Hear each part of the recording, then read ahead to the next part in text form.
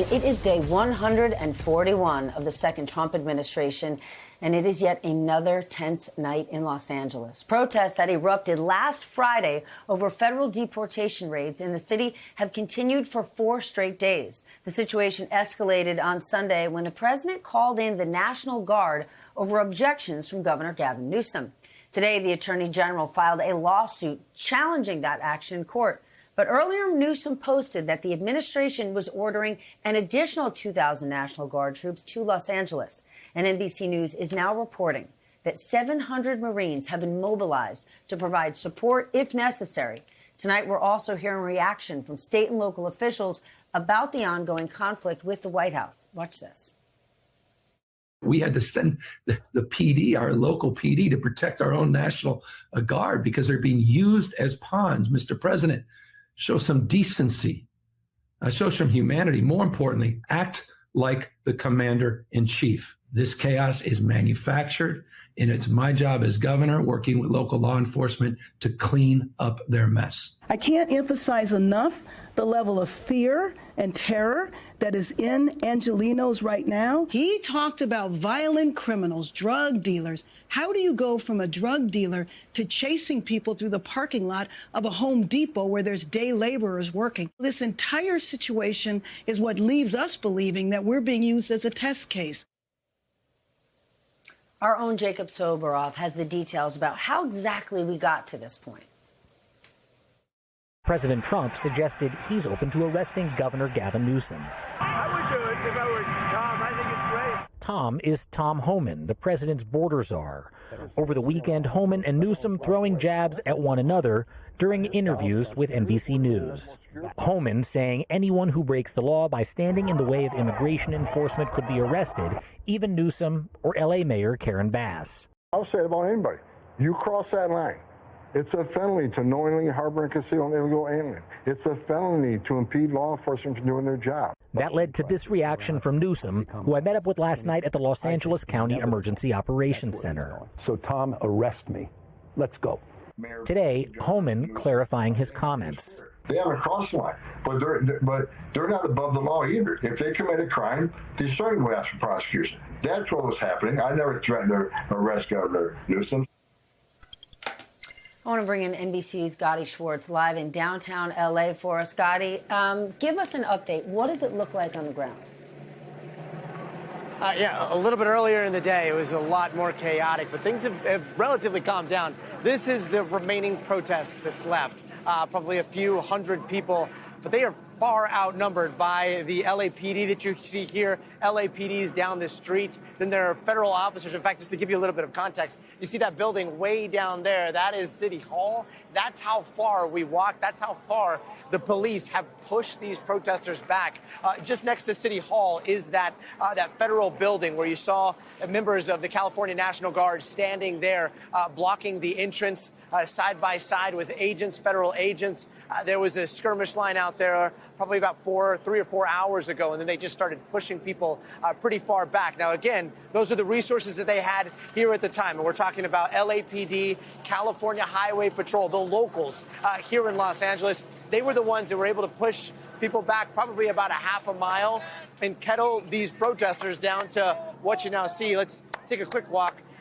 But the crowds are thinning out. I will say, though, some people in the crowds, they're chanting right now. They're chanting peaceful protests. We make our way this way. As they're saying peaceful protest just a little while ago, we did see some fireworks going off. And then all of a sudden, the LAPD started moving in. But all along here, you've got those officers with these non-lethal munitions, those 40 caliber foam, those foam munitions that they shoot. They've hit a few people that we've seen throughout the day. They've been using these pepper ball, paintball guns, and then they've been clearing this crowd. But this crowd is a lot smaller than what we've seen. We had heard talk about the possibility of trying to take over some of the freeways around here, but the CHP was able to keep all those protesters back. But again, right here, it's like 2 to 1 LAPD and the number of protesters, and this is just here. I mean, we are talking about blocks and blocks and blocks of local law enforcement to the point that all the blocks that they've cleared over here, there are officers that are still standing at the ready, but they're, like taking a break on the curb. Some of them like trying to get some sleep because they anticipate a long night ahead. As for the soldiers that are going to be coming in, 2,000, hard to fathom what they're going to be doing because we already see way more officers here than we do protesters. Stephanie?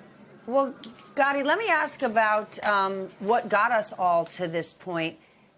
Mayor Bass argues that the people that are getting picked up in these ICE raids are not the people the administration said they were targeting. What can you tell us?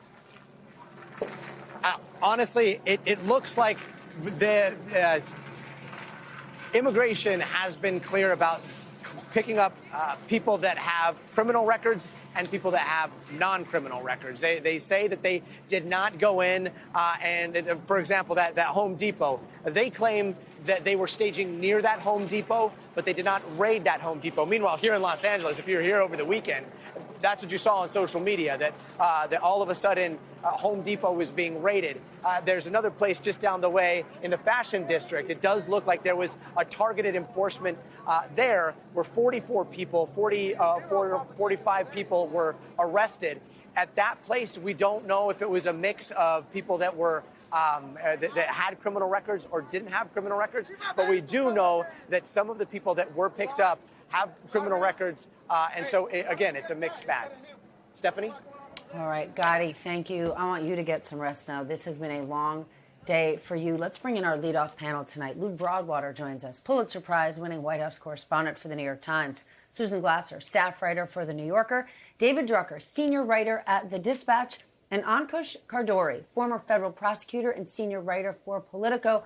Ankush, it is rare for a president of the United States to bypass a governor in a situation like this. Does California's lawsuit against the White House hold water? Yeah, I think it does. I mean, in terms of the merits of it, I mean, look, the most obvious problem with the president's choice to deploy the National Guard and Marines there is that there's not a rebellion in Los Angeles, which is the statutory predicate for the deployment.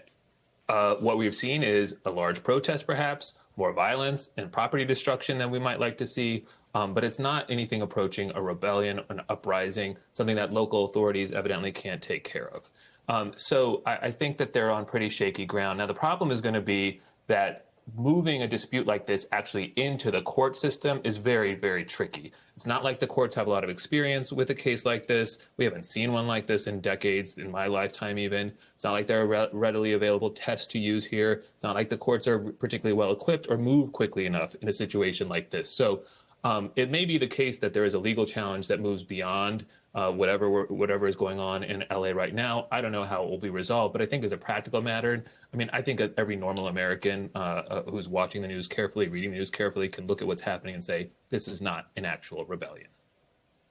That's what I want to stick with, Susan, because the last time the National Guard was called in was the 1992 riots. There was widespread violence in the streets. That is the reason the National Guard was called in. And you just heard from Ankush, there is not a clear rebellion. We just heard from Gadi, who said it's like 2-to-1 law enforcement to protester.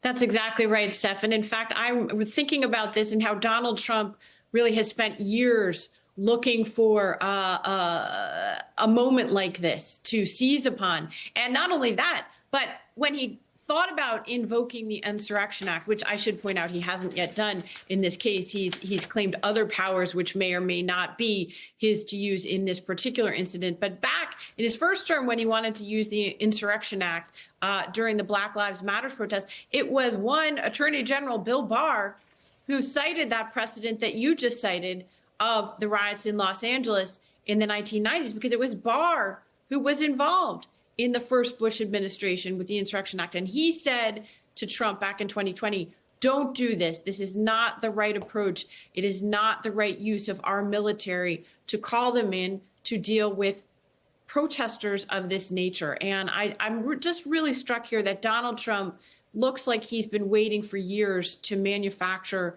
a crisis like this. And, you know, to have him talking about these as quote unquote insurrectionist protesters, it invokes something like physical pain to me, Steph, when I thought of the actual insurrectionists who literally stormed our U.S. Capitol, who Donald Trump declares to be heroes.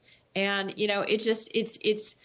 there's an inevitability to this that I think is very difficult for many Americans to watch right now.